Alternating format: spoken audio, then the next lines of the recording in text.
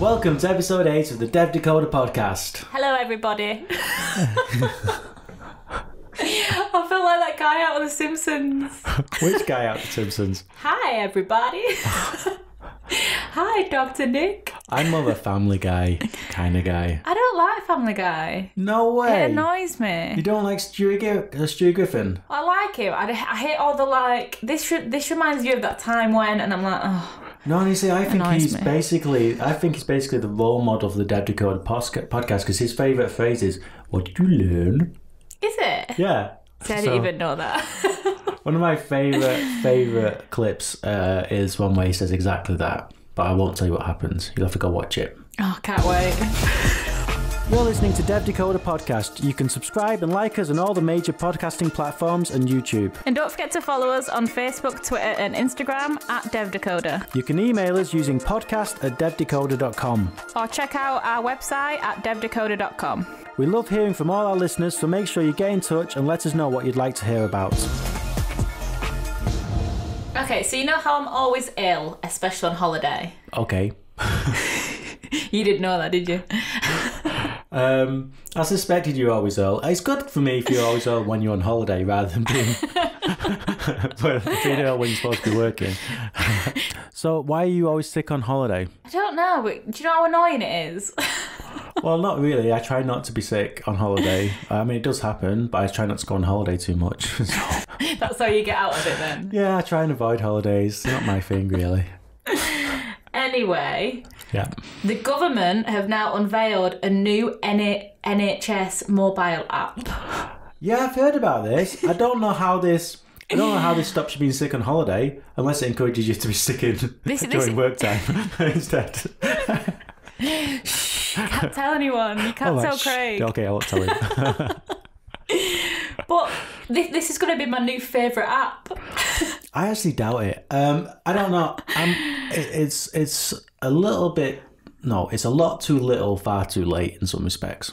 Everything that you can do on it is the stuff you can only do on the web, and they're basically just making it work on mobile now. The NHS has a long, torrid history of working with technology, and generally it gets it badly wrong. So I'm a little pessimistic, but I'm hoping maybe this is the one where they keep it simple and stupid and we get something that just works. But I've already seen some pretty big complaints about it. Have you? Yeah.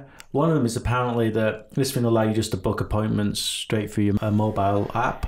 Yeah. Right. Well, there's a few other systems already out there that a couple of the doctors are working with that actually do a much better idea, which is they first of all assess whether you need an appointment. And the research from those apps shows that about 30% of the appointments people try to book are actually needed. I think a lot of them are primarily in London, though. No, there is an app that is, I can't remember what it's called, but there is an app that runs in London and you have to leave your existing GP and you can use that one. It's an AI one. There are some national ones that work in clusters across the UK that do try to do appointment booking and things like that with existing GP surgeries or GP clusters.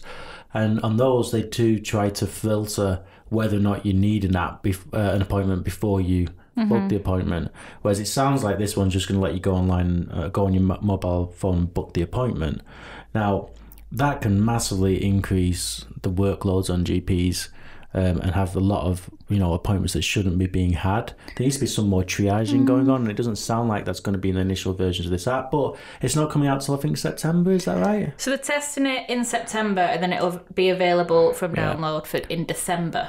Now, in any normal world, that'd give people plenty of time to get these kinks out of it, but this is the government and NHS tech, so it'll be interesting. But if you ring up a doctor, say my surgery, I don't tell them what's wrong with me before I book the appointment, and they don't ask. I mean, in my surgery they do. So in my surgery they'll ask you, do you want a telephone appointment first, for example. So they'll ask you what the appointment's for, and if it's for flu or something like that, they'll say, have you tried to go into the pharmacy, have you tried doing this? And then if you don't want to tell them, they'll say, well, do you want to have a telephone appointment first?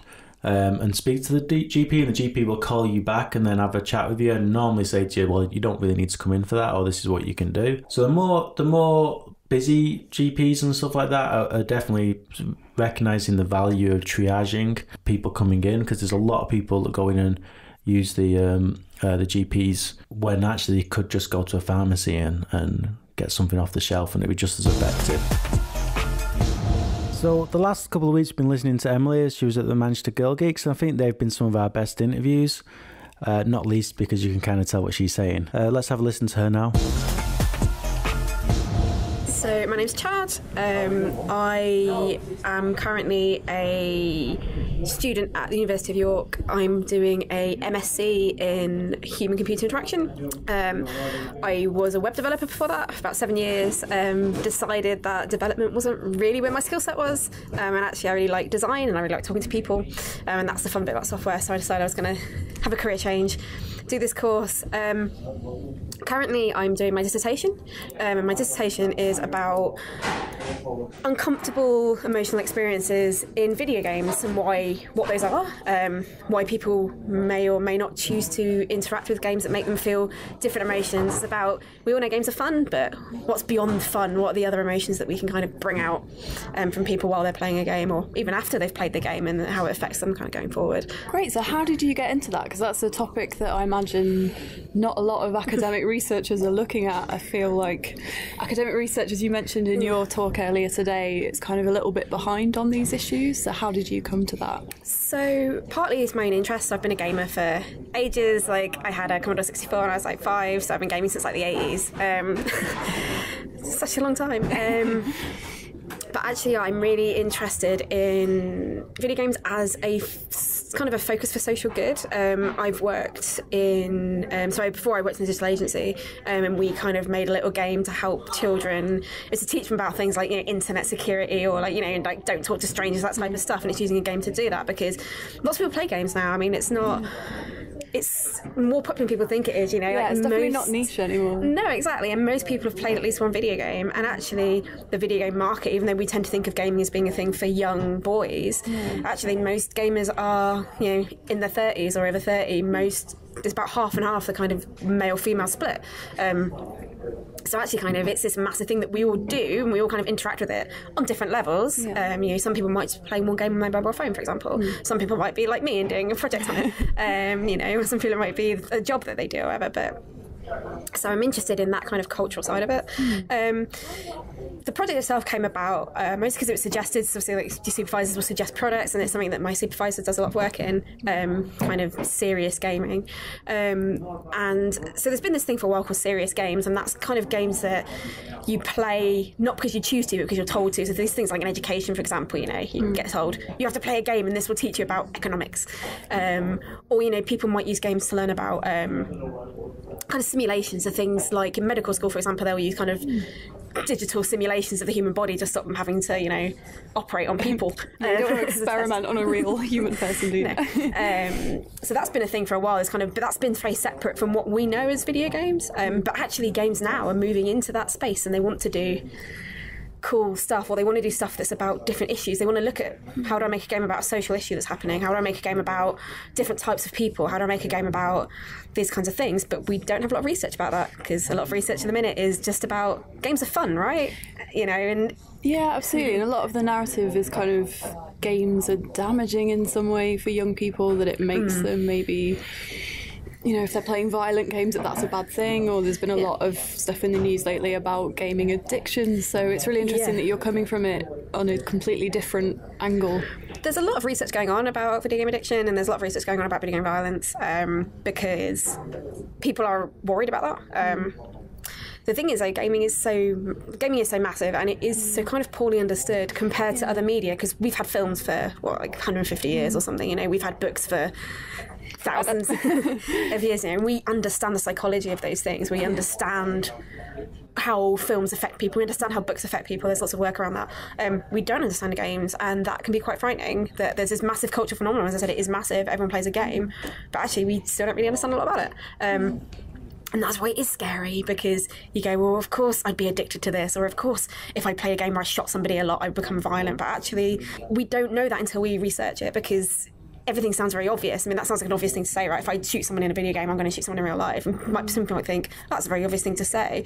But we are scientists at the end of the day, even though I'm doing something that people might think is quite woolly, like gaming and experience, and kind of user experience and gamer experience, player experience. But we still need to do actual science.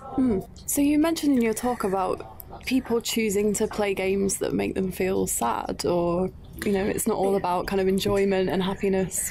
No, it's about... So we kind of know that people play games because they're fun. Right? This is something that a lot of the research in gaming, especially kind of from the HCI background, so I'm doing something with player experience, which isn't the same as game design, and it's not the same as user experience. There's kind of that thing in the middle. So I'm not looking at how you design games, I'm looking at how people use games and how people interact with the games, right? In the similar way that UX isn't about designing a website, it's about, well, how are people going to use this website? So it's a similar thing. And we all kind of know, and there's a lot of work around, well, how do you make things enjoyable? Because there's money in that, right? If something is enjoyable, people are going to play it for longer, they're going to pay for it.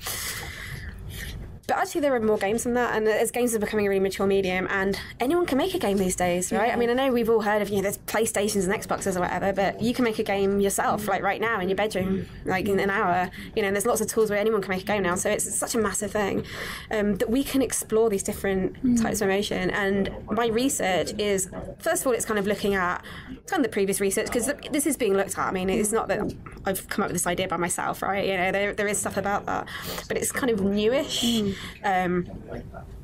And also, we can't just take stuff from film because it is a different medium. So we can take stuff from film and kind of go, does that apply to games? So, for example, there is a lot of research about why people watch a sad film, or why people watch a film that deals with a difficult social problem. Schindler's List is always the example I end up going to. But that's not a fun film. But it's a popular film, and it's a good film. It's a film people like to watch. So why is that? And there's lots of studies around, that actually people watch it because it aligns to something about themselves. It aligns to a value. They want to learn about people. And is that the same in video games? And that's the thing I want to find out. Like, do people play games that are sad or difficult because for the same reason they would watch something like Schindler's List? Or is it a surprise when that happens? They play a game and then go, I wasn't expecting to have this kind of moral dilemma. I wasn't expecting to learn about this thing. Or is it only a very small subset of people?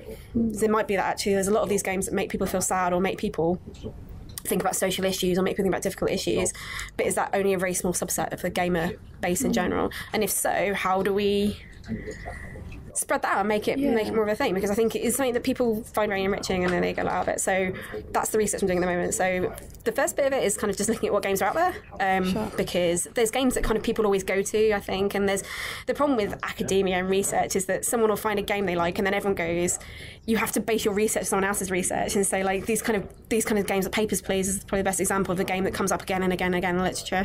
But actually I'm trying to do a much broader search and going, what games are out there that are like that haven't been written about? So it's kind of that, what is out there? Is it a big thing? And I'm finding that it's in games I wasn't expecting. It's things like Grand Theft Auto 5, which isn't a game that I really play anyway, but it's a game that I just kind of go, you just drive around and shoot people. But actually, that has some scenes in it that deal with, a difficult social issue. And so, I'm interested in those games, the games that people play, not the games that charities give you. Because if they're good, and there's lots of research and stuff about them, as I said, in games education, it's more about you as an individual. You want to do something with your kind of limited free time on the earth, and you decide you're going to play a video game, and then you decide you're going to play a video game about mental health issues. Why would you do that? Why are they selecting those particular games and not others? And because it's a leisure activity still, gaming, even if you're watching a film is a leisure activity, even if the film is difficult or emotional. But it's why are people doing that with video games and what they're getting out of it? Brilliant. Well, thank you so much for talking to us. And read more about Chad's research on at Citation? At Citation, yes. At Citation. Brilliant. Well, thank you very much. Thank you. Enjoy the rest of your day. Who does the shopping in your family? Is it Viv? Is it you? What do you think? Shock. No, we have a really good, well-organised marriage in which we delegate responsibility and share the load equally. I sense a hint of sarcasm in there. Viv does most of the shopping. Yeah, I thought so. So Tesco are thinking of bringing out an app where you can scan as you shop. So not like the actual, beep, beep, but you can pay as you shop. Yeah. Is that not like the kind of thing they've already got, though? Don't they have these, scanners that you can pick up when you walk in some stores? Yeah, but that you don't pay for it. You scan everything, and then you get to the checkout, and that's when you pay for it. Whereas this app, you'll be scanning it. Say you want a packet of crisps, you'll scan the packet of crisps, you'll pay for it, and then you can leave. Oh. And this sounds like a really bad idea. You'd think, but you'd probably be wrong. I mean, The reason I say that is Amazon have done something very similar in the US, where they've opened a store where there are literally no checkouts and no counters, and there's also no scanners or anything. You walk in and the CCTV effectively is monitoring you. It recognises who you are based on facial recognition, etc. And as you pick stuff off the shelves, it recognises you taking those things off the shelves and walking out with them. That's mad. And it just bills you. And you don't have to do any kind of scanning or anything. And a lot of the criticisms that I suspect you're going to raise against the Tesco scheme are exactly the same criticisms that were raised against the Amazon scheme that opened up in New York, I think it was, 3 or 4 months ago, not too long ago. The reality is, there's actually quite a significant cost associated with running checkouts and running certainly manned checkouts, which is why a lot of them have now run to self-checkouts. Okay, and putting aside, which we shouldn't, what this means to employability and the role of automation in society and the modern economy, the reality is it saves a huge amount of money not employing a person to do it. And that money saving can far outweigh any cost through fraud, loss, and all the rest. And there's other loss prevention schemes you can do. So you'd be surprised that when they've done the maths and they've looked at it, it basically turns out that just the cost of employing somebody, it's better to let people steal stuff. But you know what this comes back to, don't you? What does this come back to? Love Island, by any chance? No, robots are going to take over the world. Well, actually it does. And, putting the jokey part aside of that, one of the things that I think I mentioned before in the podcast, but certainly something that I've been talking about a lot as I go around and I talk to ministers and I talk to people in government and I talk to people in technology, is that society is really not having the kind of conversations it needs to have about automation and what automation is going to do. First of all, it is replacing a lot of the low-skilled labour that has previously been, and certainly for a lot of deprived communities, has been the only kind of jobs accessible to some of the people in those communities, which is increasing unemployment.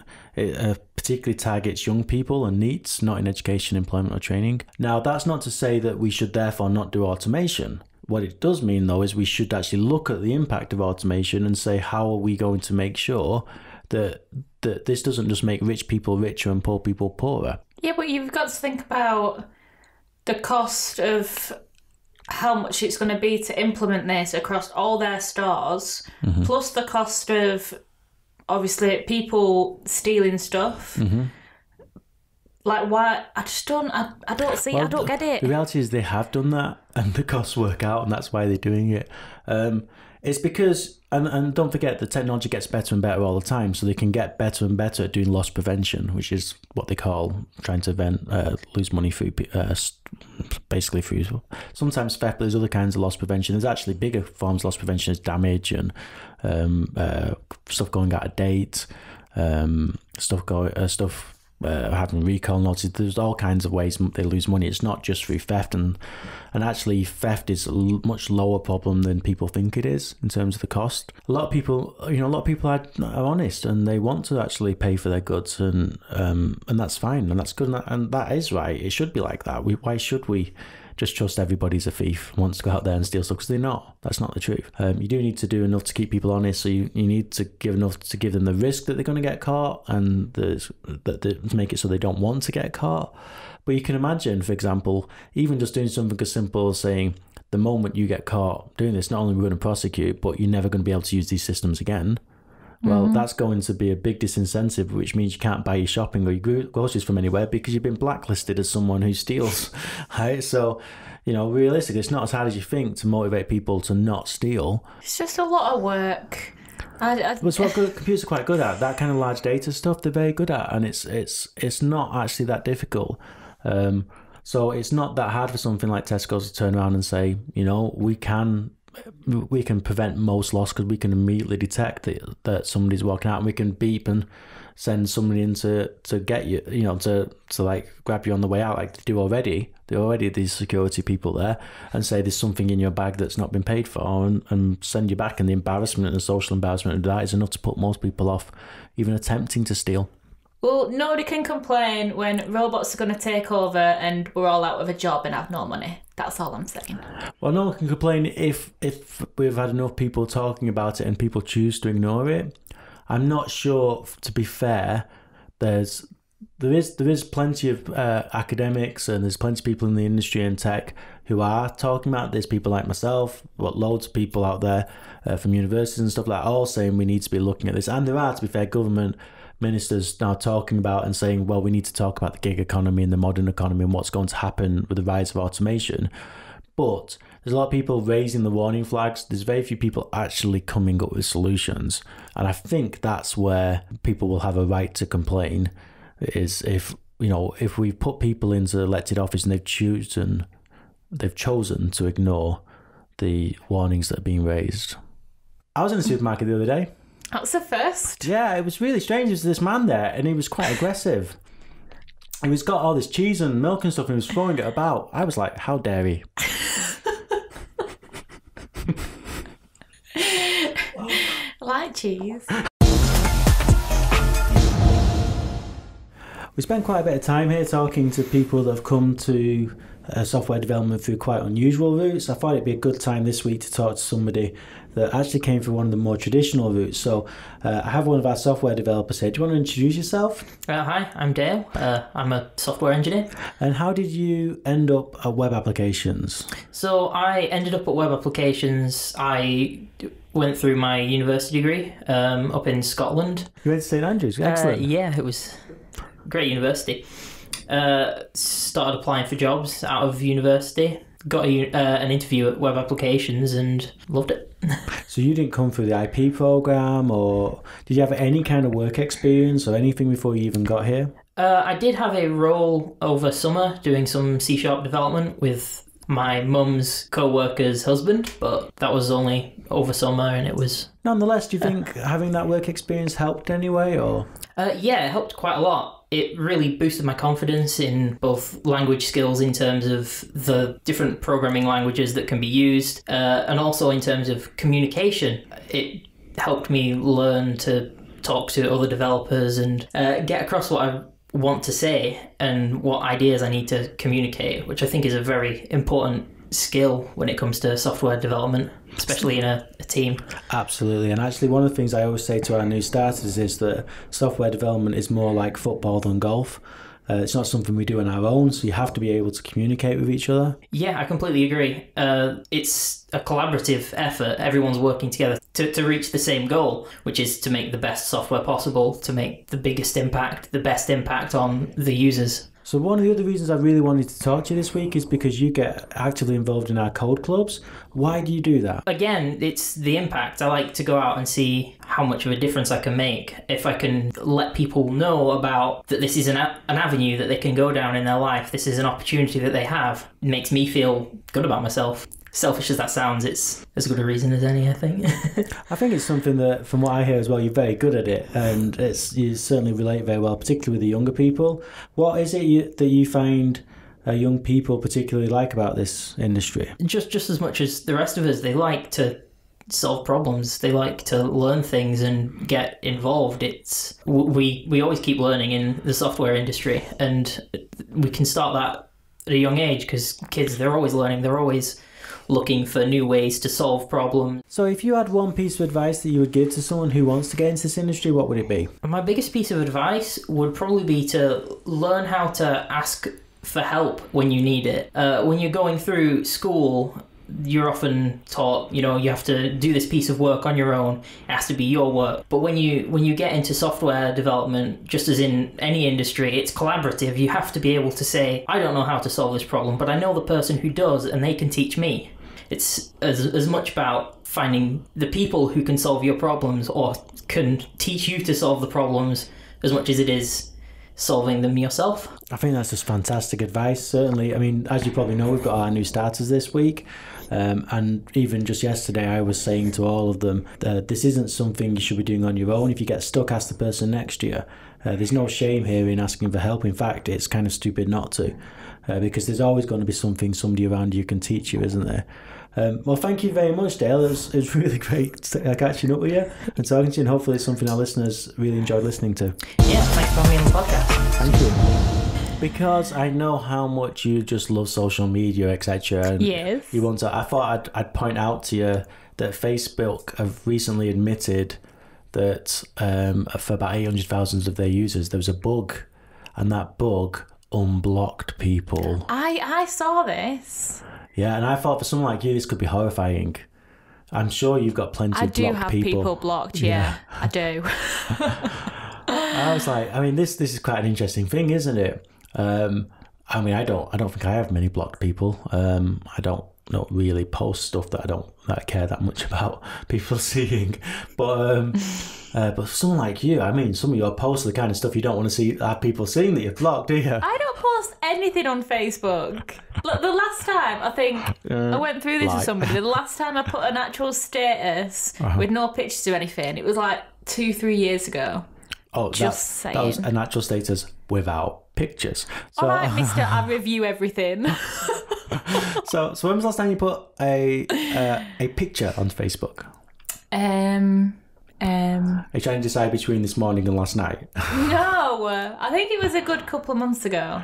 No. I think it was. Is this because you're now mostly Instagram? Yeah. So my point being is that, there's probably people you don't want to see that. No, sometimes I just do it because I want to annoy somebody. So why do you block people? Well, because you stop dating them. I don't think I can say it.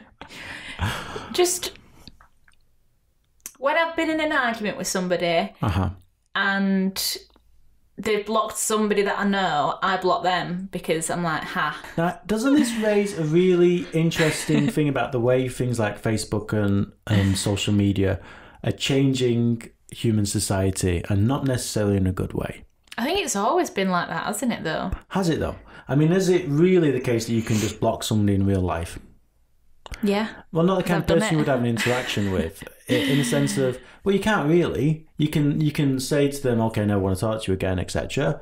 But you're still going to bang into them in Tesco's, or you're still going to bang into them in your case in the pub, or When I block that person on Facebook, I've not seen them since. So technically, I've blocked them in real life. The relationships you have through Facebook are far more disconnected and disjointed than they would have been in real life normally. That's the point. No, because it was a family member.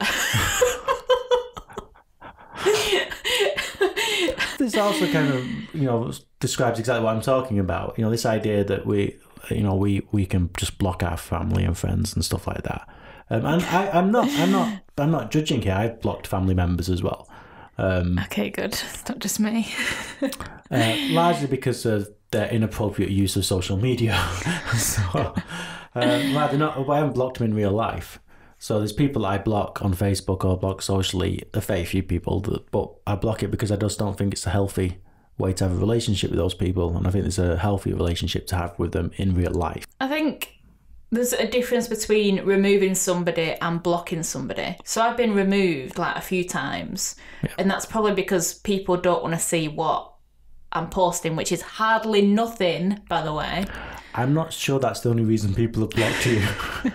Removed me. Oh, removed, okay. Maybe people just don't like me. Maybe I'm not a people person. I couldn't possibly comment at this stage. It's been an exciting week so far this week, hasn't it? What's happened this week, Craig? We've started lots of new people. What? Yes, we've had 10 new starters. We do this every summer, as you know. I don't know what you're talking about. Well, you should do, because you do a lot of the prep for it. So we take on a lot of new starters, mostly industrial placements, but also some graduates and some pre-university and modern apprenticeships that we're doing. I'm excited. Yeah, I love getting new starters. It's great to see people who are just taking their first steps into the industry. Can't encourage other companies enough just to take on young people and to give them a shot and give them some experience, because it really helps remind you why you're doing what you're doing as well. And it really reminds people that have been here for a while what it's like and how exciting it can be in this industry. I think when you do something all the time, you can almost become numb to it and forget just what a great industry we work in. I like hearing about the backgrounds and where they've come from. Yeah. That's the exact opposite point I really want to make. Just headbutted the... He just headbutted the microphone. That's what you drive me to. Despair. We had a good night last night, didn't we? Well, you definitely look like you had a better night than the morning you're having. I am so hungover. It was quite a special night last night. It was. Do you want to tell everyone what happened last night? I got surprised, which is not something that happens a lot. I pride myself on normally seeing things come, but this was not one of them. Quite a good night. We were at the Big Chip Awards, which is Manchester's premier technology awards, and actually the biggest awards outside of London, I believe. They've been going for about 20 odd years. In fact, it was the 20th year, wasn't it? Yeah, 20th anniversary. We were celebrating. What were we celebrating? We were celebrating.